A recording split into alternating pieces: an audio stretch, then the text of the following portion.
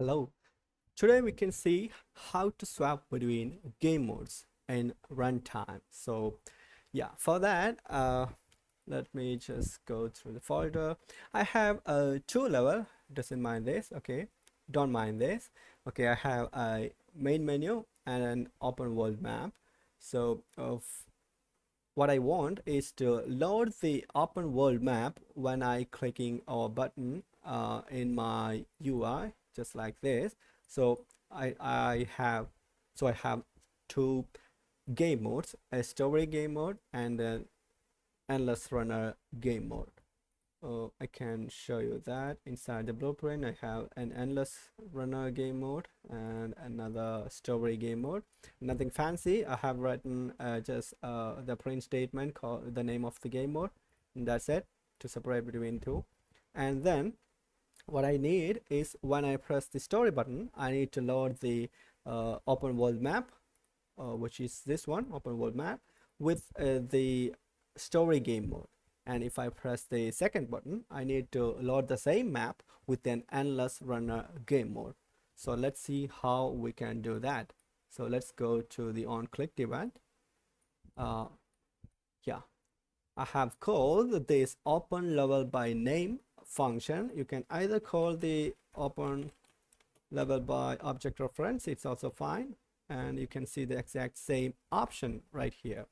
So on that option side, just write question mark game equals slash game slash and proceed with the name of the folder in which your game mode is. So for me, it's inside the content blueprint, and there go the game mode. If you have another subfolder and suppose game modes, you have to write a blueprint slash game modes. And yeah, and right after that, you can see the name of the game mode, a period, and then the same name of the game mode with an underscore, a capital C. So yeah, let's check them both. So this is the story game mode, and this is an endless run game mode on press of 2 of the button.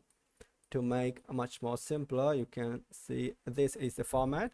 So question mark game equals slash game slash, and then the name of the folder. For me, it's blueprint, so you can write maybe blueprint slash game modes if you have subfolder like that.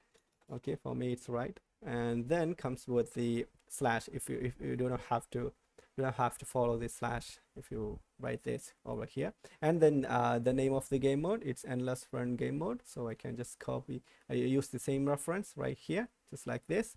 And then comes with the period here, and then underscore capital C. So that's the same format as this.